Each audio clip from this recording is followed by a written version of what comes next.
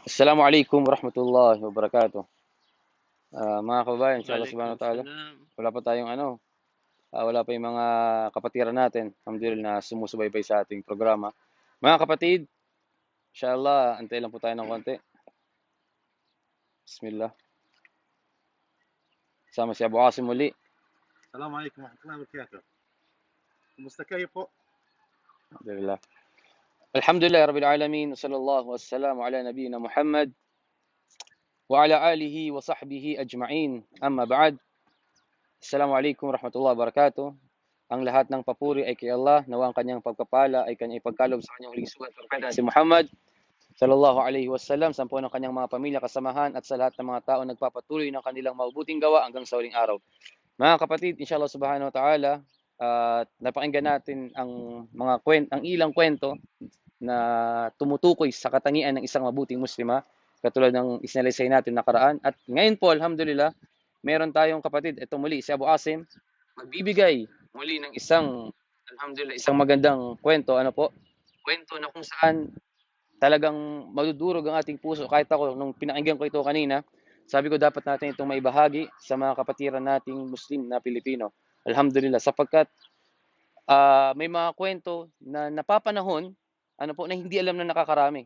Mga kwento na kung saan kapupulutan natin ng aral. Bagamat napakaraming kwento sa panahon ni Propeta Muhammad sallallahu alaihi wasallam, panahon ng mga sahaba, na kung saan tayo nakakuha ng aral sa banal na Quran, nakasaad doon.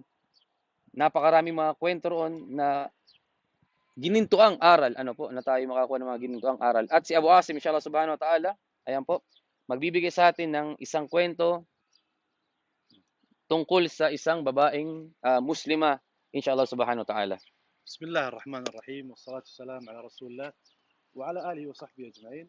أما بعد، أبدأ بحديث النبي صلى الله عليه وسلم. تنكح المرأة لأربع: لجمالها ولحسبها ونسبها ولدينها. فاظفر فاظفر بذات الدين تربت يداه. Bago tayo magsimula, sinabi ni Propeta Muhammad sallallahu alaihi wasallam sa kanyang hadith, pinapakasalan ang babae sa apat na dahilan. Ibig sabihin, hindi ito kondisyon, no? Para lamang idadagdag ko lamang ito. Ang pag-aasawa na ito, yung mga lalaki hinahanap nila ang apat na katangian na ito. Kumbaga, hindi kondisyon sa isang babae na kailangan pakasalan ng isang lalaking apat na kondisyon. Hindi.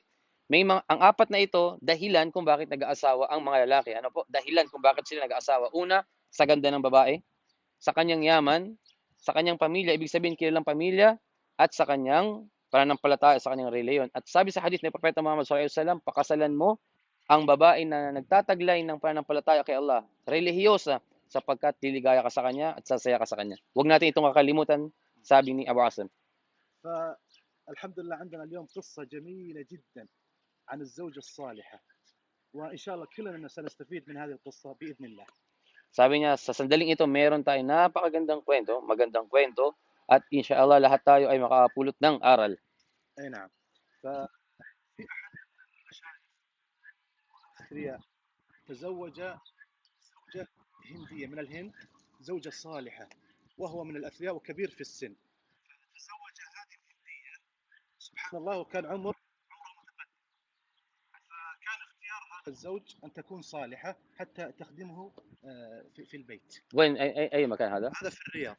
Sabi niya, may isang sheikh, no, matanda na siya, at mayaman ang lalaking ito. Kilala sa Riyadh na mayaman ang sheikh na ito, ang lalaki na ito. Matanda na rin siya at nag-asawa siya ng mabuting babae na mula sa tribo o mula sa lahi ng Hind. Ibig sabihin ng Hind sa Tagalog ay India, Indiana. Nagpakasal siya sa babaeng Indiana upang matulungan siya, masuportahan siya at mayroong mag-alalay sa kanya. Isang babaeng Hindiya na may takot kay Allah subhanahu wa ta'ala. سبحان الله، يعني بعد الزواج كانت هذه الزوجة الصالحة كانت تذهب إلى الهند لقضاء الإجازة عند أهلها، فكانت تقضي شهر شهرين ثم تعود هذه الزوجة الصالحة. ففي سنة من السنوات مات هذا الزوج، ثم كانت هي في الهند. Sabi ng ating buting sheikh, alhamdulillah, pagkatapos sila makasal, ang babaeng ito nauwi ng Hind, nauwi ng India. Ang babaeng may takot kay Allah, nauwi siya ron upang magbakasyon. Siguro 2 buwan, 3 buwan, doon nag-i-stay ang babae para magbakasyon. نعم. فسبحان الله العظيم اتصلوا بها، قالوا أن هذا الزوج قد مات. الأبناء اتصل بها. اتصلوا بها قالوا أن هذا الزوج قد مات، فقضت الحداد في الهند. Ayun. Ang sabi ng ating buting sheikh, no, yung babae na ito habang isinasagawa niya yung bakasyon sa India, namatay ang lalaking ito. Sino yung asawa niya? Yung matanda. Tinawagan siya ng mga anak. Sabi ng mga anak, kumbaga tinatawag nila na auntie, sabihin natin, namatay ang kanilang ama. Namatay na yung asawa niya. At doon isinagawa ng babae yung kasi sa Islam, mga kapatid, kapag namatayan ang asawa, hindi siya pwede mag-asawa, no? O may pag-communication kung kanino man, magi-stay siya sa bahay niya at hindi siya lalabas ng kanyang tahanan, hindi magpapaganda doon sa kanilang tahanan. Kumbaga doon siya nagstay habang nung namatay ang kanyang asawa, nasa India lamang siya. ما في صوت؟ فين الصوت؟ في أحد علق هنا؟ يا شيخ ما في صوت. Ya Sheikh, mafi saut. Mafi saut. Wala bang ano, mga kapatid? Wala po bang ano, boses? Rinig po ba kami?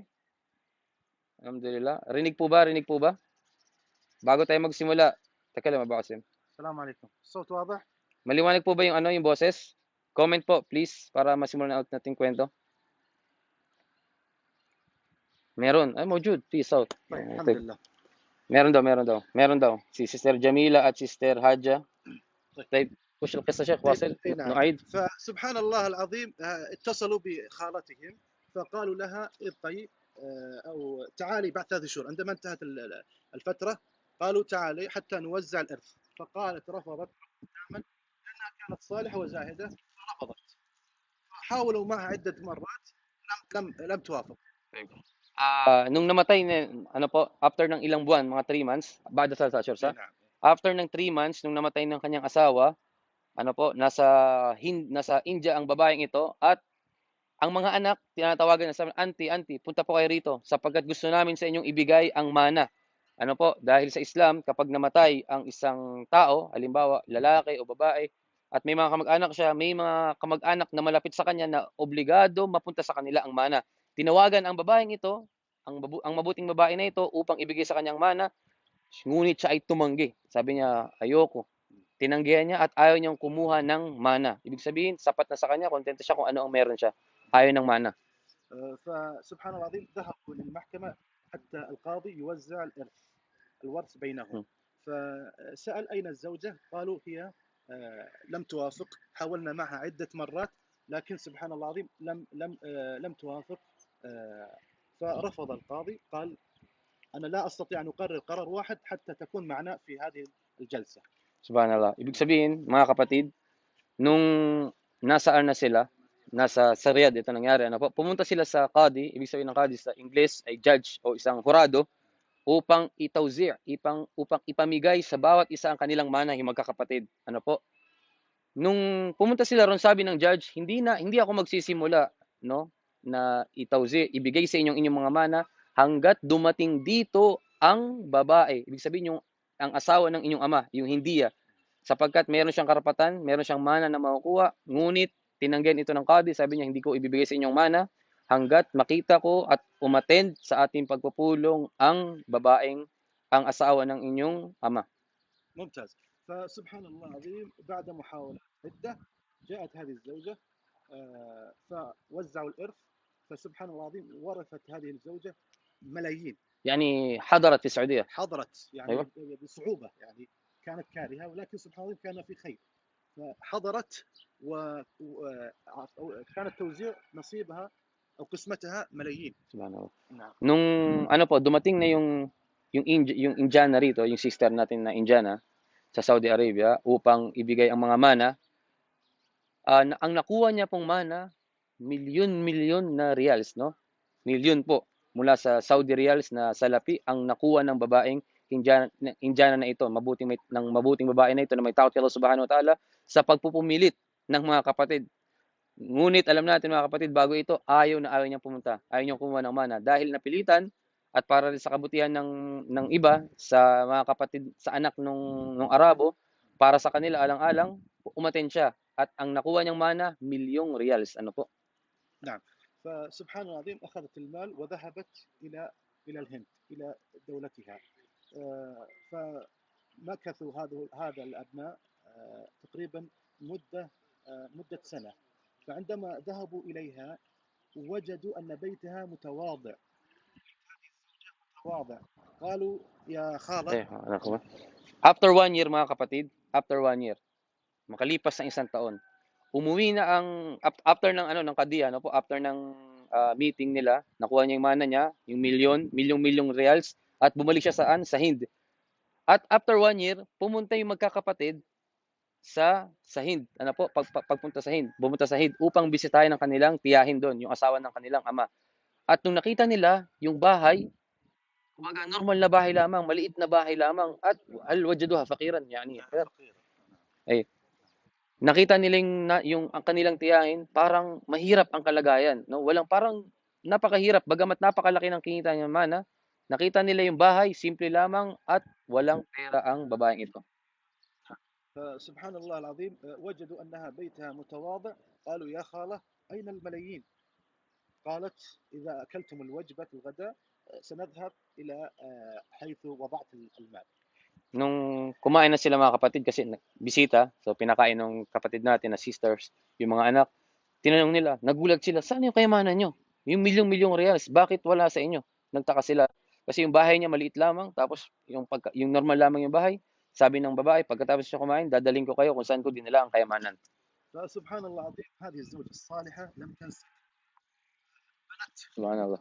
بنت مسجد جامع، ليس مسجد فقط، جامع كبير يقام فيه الصلوات الخمس، صلاة الجمعة، وكذلك حفظ القرآن الكريم. فوضعته باسم الزوج، وكذلك دار أيتام. تهتم بالأوروفانس. Sabi ng ating kapatid, nung after nila kumain, kinuha niya mga anak at sila'y naglakad. Dinala ng babaeng ito, ng mabuting babae ito, kung saan niya nilagay yung kanyang pera, kung saan niya ginamit. At ang mabuting babaeng ito, hindi niya nakalimutan ng kanyang asawa. Makinig na maigi mga kapatid. Hindi nakalimutan ng mabuting asawa na ito ang kanyang asawang lalaki kahit patay na. Ano ang ginawa?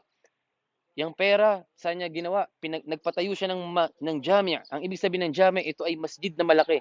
Kapag nandito ka sa Saudi Arabia, siguro sa Dubai, sa Qatar, kung makikita yung mga masjid, may dalawang uri. May jami', yung malaking masjid na kung saan doon isinasagawa yung sala ng Jumu'ah, at mayroong normal lamang na masjid, yung 5 times na sala doon isinasagawa. Nagpatayo ng masjid na malaki sa pangalan ng asawa. Nagpatayo ng tahfidh al-Quran, yung pagkasaul ng Quran. At ng Aitam, Darul Aitam, yung lugar na kung saan yung mga ulila doon nakatira, doon nag-aaral. Subhanallah, ito yung ginawa ng mabuting babae na ito. باقي المال وضعته للتجارة حتى يصرف على الأوقاف هذه، على المسجد وكذلك على دار الأيتام. فهي لم فقط تتوقف في الدعم، سيستمر هذا الدعم سنوات، لأن وضعت التجارة، وهذه التجارة كلها لله، يعني حتى التجارة. نعم، حتى لله عز وجل وضعتها حتى يصرف على المسجد والدار الأيتام. Subhanallah, sabi ng ating kapatid, ang ginawa lang babae, yung ibang natira, after nagpatay ng masjid, na kung saan nag-aaral ng Quran dito, may mga pag-aaral dito sa Islam, at nagpatayo ng Darul Aitam, yung para sa mga ulila na tirahan, sa pagsuporta sa mga ulila. Ang natirang kayamanan, itinayo niya para sa negosyo, sa business. Para saan yung negosyo na ito mga kapatid? Upang ipagpatuloy, upang mayroong sumuporta saan? Sa masjid, may sumuporta sa Darul Aitam. Nang sa ganon, ang lahat ng ito ay magpatuloy-tuloy, kahit mawala na rin siya. Ang masjid, may sumusuporta. Sa Darul Aitam, may sumusuporta. Ano yung sumusuporta? Ang negosyo na pinatayo ng mabuting babae na ito. Alhamdulillah. فسبحان الله العظيم هؤلاء الأبناء تأثروا بهذه القصة، تأثروا أثر. سبحان الله. فقالوا نحن يعني أغنى منك وفي المملكة ولم نفعل هذا، فتأثروا منها. فعندما عادوا إلى المملكة وضعوا أوقاف وصدقات لأبيهم. وهذه القصة تفضل يا شيخ. Sabi ng ating kapatid, mashallah, yung mga anak nagulat sila sa ginawa ng kanilang tiyahin, yung asawa ng kanilang ama. Bakit? Sapagkat sila yung mga anak, mas malaki yung makukuha ng mga anak sa mana, alam natin yan, mas malaki ang makukuha ng mga anak. Ngunit, wala silang nagawa para sa kanilang ama. At nalungkot sila sa nangyari dahil parang naapektuhan sila Parang na-appreciate ng magkakapatid ito ang ginawa ng kanilang tiyahin. Pag uwi nila ng Riyadh, ang ginawa ng magkakapatid, nagtipon-tipon sila ng pera, nagtipon-tipon ng salapi upang makapagpatayo ng awqaf, ibig sabihin mga gawain para sa kanilang tatay. Halimbawa, masjid, o kaya mga Islamic center, o kaya madrasa, para saan? Para sa kanilang tatay. Ang ginawa ng magkakapatid na ito. الله أكبر. هذه القصة لم تؤثر فقط في الأبناء، حتى تأثرنا نحن أنه نفعل أوقاف لآبائنا لأمهاتنا، من له فضل علينا. وسبحان الله العظيم، هذه القصة الحقيقة ألهمتني أنا وألهمت الكثير من الناس، وأتمنى أن تنال على استحسانكم. Sabi ng ating kapatid, mga kapatid, lahat ng nakarinig ng kwento na ito, ang mga anak, no, anak ng sheikh na ito, sila ay naapektuhan, kumbaga masaya sila, parang halos napaiyak sila sa nangyari. At hindi lamang yung mga anak ang nagkaroon ng yung nasayahan sa kwento na ito, bagkus silang mga Arabo rin mismo nasayahan sa kwento na ito. At naging huwaran ang mabuting babae na ito para sa lahat. Silang mga Arabo at ang kanilang ginagawa nila, nagpapatayo sila ng masjid, nagpapatayo ng mga madrasa, sumusuporta sa Islam para saan? Para sa kanilang mga magulang. نعم. نرجع لحديث النبي صلى الله عليه وسلم، صلى الله عليه وسلم. إذا مات المرء انقطع عمله إلا من ثلاث، وذكر منها وعلم ينتفع به. فهذه الزوجة الصالحة لم تنسى هذا الرجل، أيوه. فعلينا أن نستفيد ونتأثر ولا ننسى من له حق علينا. Sabi ng ating buting sheikh, no, ano po? Babalik tayo sa hadith ni Propeta Muhammad sallallahu alaihi wasallam. Kapag namatay niya ang anak ni Adan, tayo po, wala tayong madadala sa ating libingan maliban sa tatlo. Una rito yung kaalaman na pinapakinabangan at sadaka, yung sadaka na tuloy-tuloy, at sadaqatun yung tafa'abi, waladun salih yad'u lahu, yung mabuting anak na nanalangin sa kanya. Tatlong bagay na ito, kahit namatay ng isang anak ni Adan, nakakuha siya ng gantimpala kapag siya ay nasa libingan na, kahit siya ay patay na. Ngayon, ang kabutihan na ginawa ng babaeng ito, nagpatay ng mga masjid, nagpatay ng madrasa, nagpatayo ng darul aitam, hindi niya kinalimutan ang kanyang asawa kahit patay na. Subhanallah. Sino po? Yung mabuting asawa, kahit patay ng kanyang asawa, hindi niya ito kinalimutan. نعم. طبعا هذا الذي عندي هذا اليوم حقيقة، يجب أن نستفيد ونتعلم من هذه القصص الملهمة ونعلم غيرنا. حقيقة مثل ما قلت سابقا أن في مجتمعنا حقيقة في قصص جميلة ومؤثرة نستفيد منها ونقتدي بهم.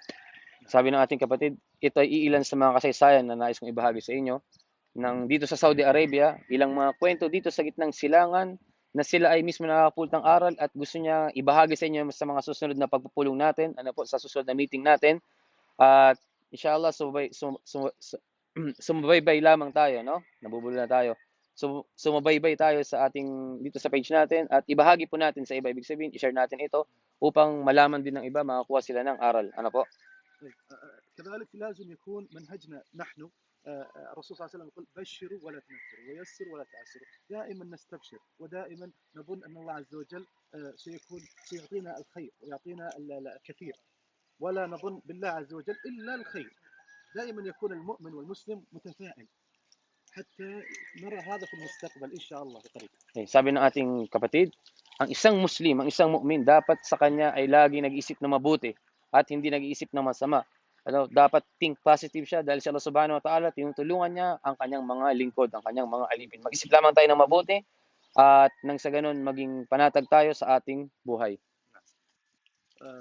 هذا الذي عندي. جزاكم الله خيرا. بارك الله فيكم وآخر دعوانا أن الحمد لله رب العالمين. Assalamualaikum warahmatullahi wabarakatuh, mga kapatid.